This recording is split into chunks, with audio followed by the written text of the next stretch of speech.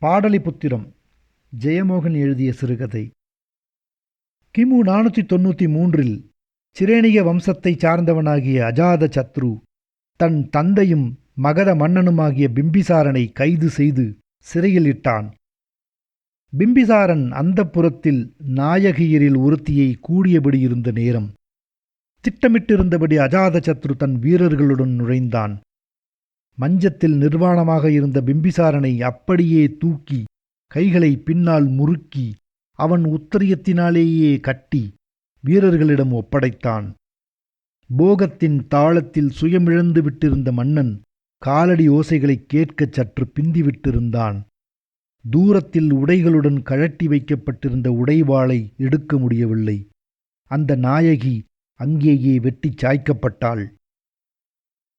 பிம்பிசாரன் அந்தப்புரத்தில் நீண்ட புறச்சுற்றுப்பாதை வழியாக இட்டுச் செல்லப்பட்டான். அது கூதிர்காலம்.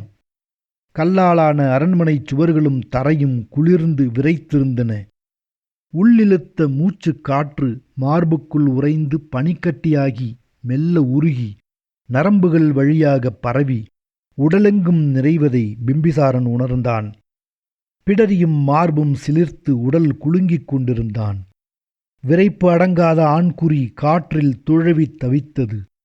அந்தப்புரத்தின் படிகளில் இறங்கி சுரங்கப்பாதையின் வாசலை அடைந்ததும் பிம்பிசாரன் திரும்பி பார்த்தான். ஒளி ஈரம்போல மின்னிய இலைகளை மெல்ல அசைத்தபடி நந்தவனத்து மரங்களும் சாம்பல் நிறத்தில் மெல்லிய ஒளியுடன் விரிந்திருந்த வானமும் அரண்மனை கோபுர முகடுகளின் ஆழ்ந்த மௌனமும் அவனை ஒருகணம் பரவசப்படுத்தின. அம்மகிழ்ச்சியை வினோதமாக உணர்ந்து அவனே திடுக்கிட்டான். ஆழ்ந்த பெருமூச்சுடன் படியிறங்கினான்.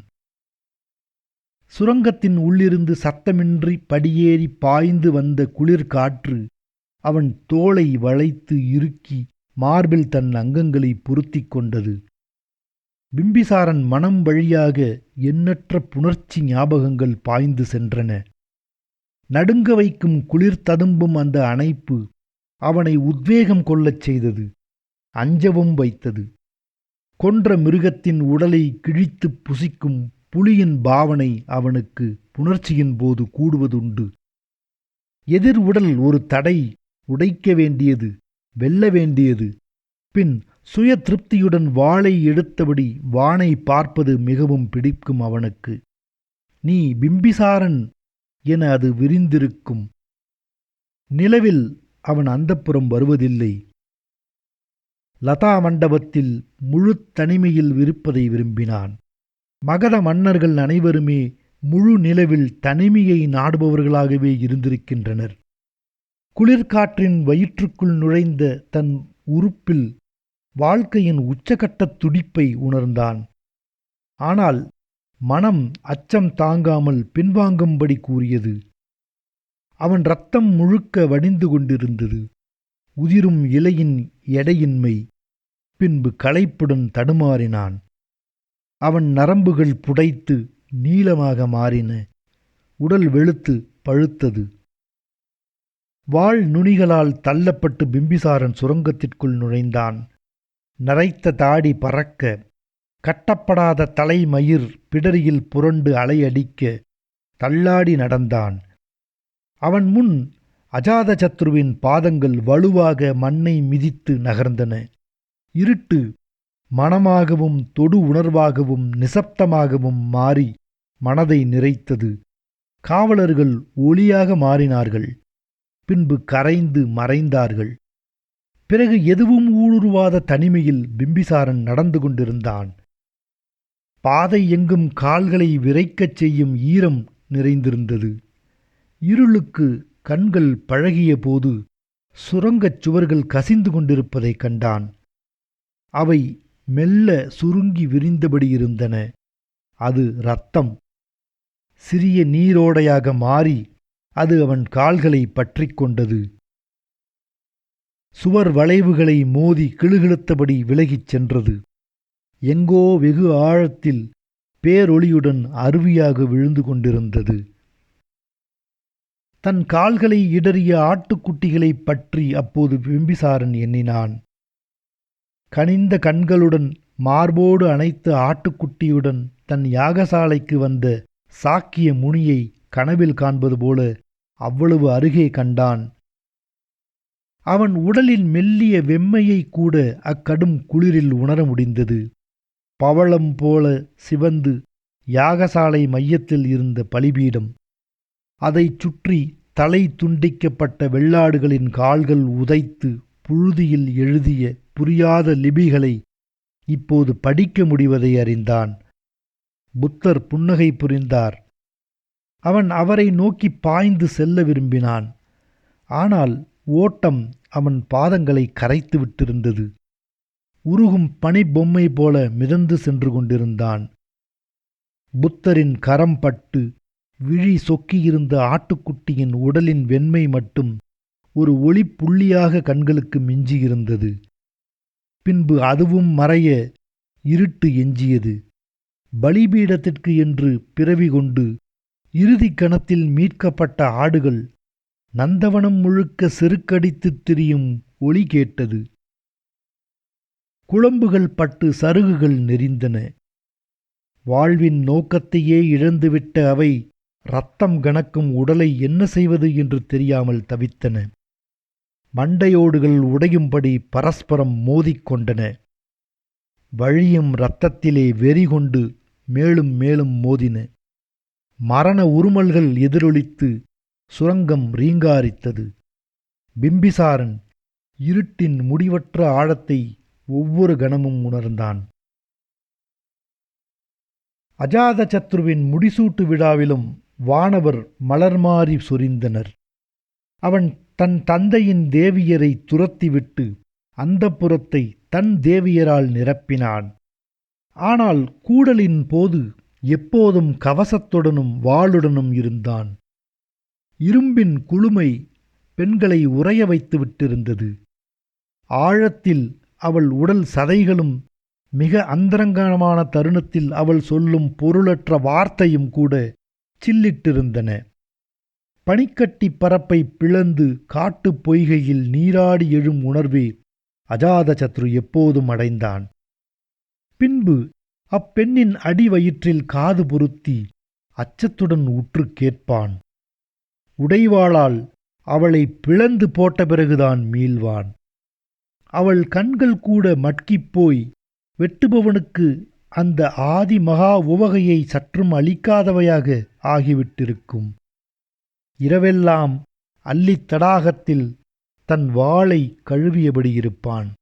அதன் ஆணி பொருத்துகளிலும் சித்திர வேலைகளிலும் உறைந்த இரத்தத்தை சுரண்டிக் கழுவுகையில் எப்போதாவது தலையை தூக்கினால் விரிந்த வானம் நீதானா என்று வினாவும். தன் பாதத் தடங்களை இடைவாளால் கீறி அழித்துவிட வேண்டும் என்பதில் அஜாதசத்ரு எப்போதும் கவனமாக இருந்தான். ஒவ்வொரு முறையும் அவன் ஆண்மை நுழைந்து மீண்ட வழியில் அது நுழைந்து சென்றது. உதிரம் பட்டு அது ஒளி பெற ஆரம்பித்தது. அவன் இடையில் அது ஒரு மின்னல் துண்டாக கிடந்தது. அவன் உடலில் அது செவ்வொளி பிரதிபலித்தது. அவன் அரியணையை நெருப்பு போல சுடர வைத்தது. வாள் அவனை இட்டுச் சென்றது. பாயும் குதிரைக்கு வழிகாட்டியபடி காற்றை மெல்ல கிழித்தபடி அது முன் நகரும்போது பயத்துடனும் ஆர்வத்துடனும் அதை தொடரும் வெறும் உடலாக அஜாதசத்ரு ஆனான். கோசலத்தில் பிரசேனஜித்தின் தலையை மண்ணில் உருட்டிய பின்பு வாள் உடலை சிலுப்பி இரத்த மணிகளை உதறிய போது முதன்முறையாக அஜாதசத்ரு அதைக் கண்டு அஞ்சினான். கூரிய ராவால் இரத்தத்தை சுழட்டி நக்கியபடி வாள் மெல்ல நெளிந்தது. அதிலிருந்து சொட்டும் துளிகள் வறண்ட மண்ணில் இதழ் விரிக்கும் அழகைக் கண்டு அஜாதசத்ரு கண்களை மூடிக்கொண்டான்.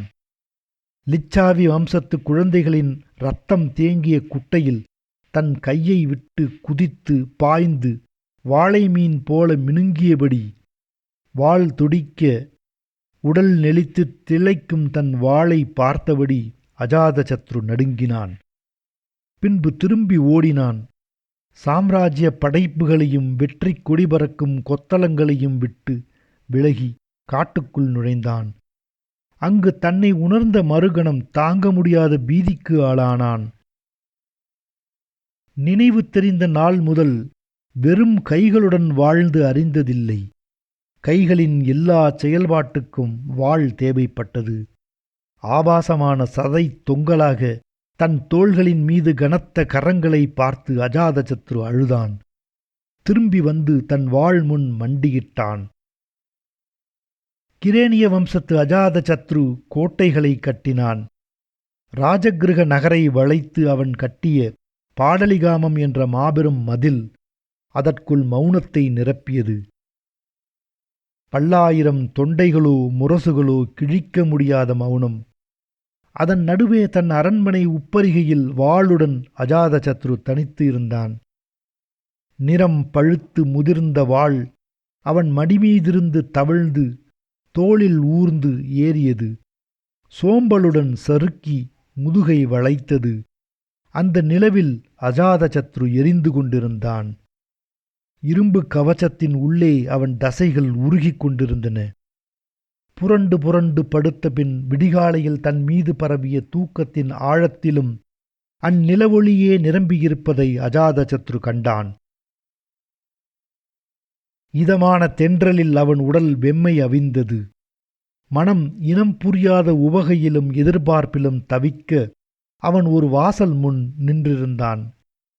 நரைத்த தாடி வழியாக கண்ணீர் மௌனமாக கொட்டிக் கொண்டிருந்தது. கதவு ஓசையின்றி திறந்தது. ஒளிரும் சிறு வாளுடன் அங்கே நின்றிருந்த பொன் உடலை அஜாதசத்ரு பரவசத்தால் விம்மியபடி பார்த்தான். அது வாளல்ல, தாழைப்பூ மடல் என்று கண்டான். தன்னை கைது செய்து கூட்டிச் செல்லும் அப்பிஞ்சு பாதங்களை எக்களிப்புடன் பின்தொடர்ந்தான். மலர் உதிர்வது போன்று அப்பாதங்கள் அழுந்திச் சென்ற மண் மீது தன் கால்களை வைக்கும்போதெல்லாம் உடல் புல்லரிக்க நடுங்கினான்.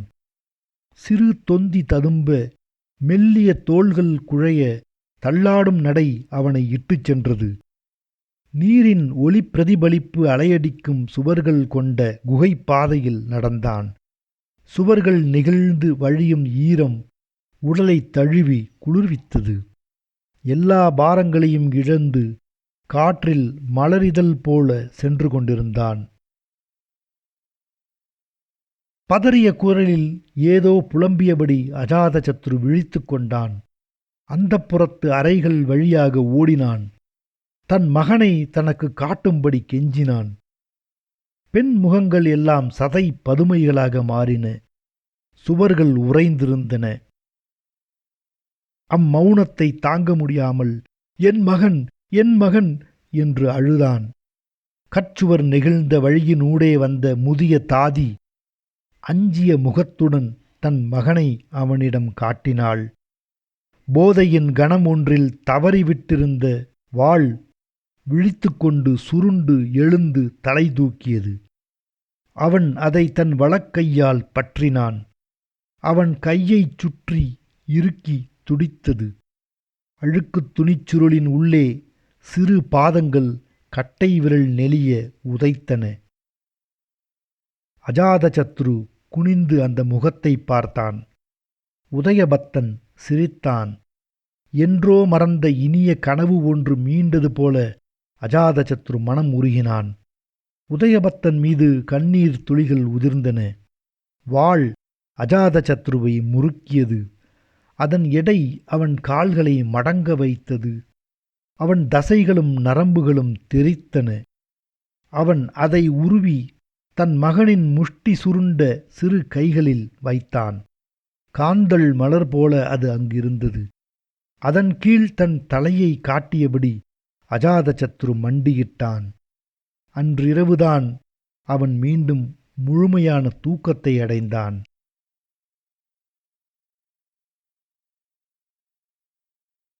ராஜகிருக மாநகரம் வெள்ளத்தால் அழிந்தது.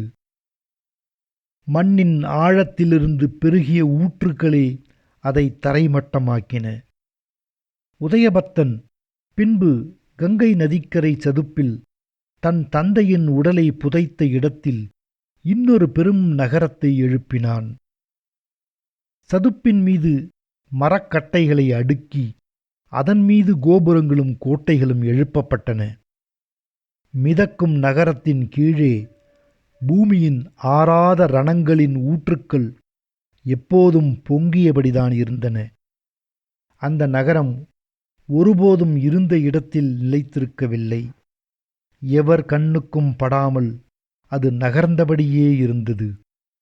நூற்றாண்டுகள் கழித்து கங்கையை அடைந்து சிதறும் வரை பாடலிபுத்திரம் பூமி மீது மனிதன் எழுப்பிய முதல் பெருநகர் அது.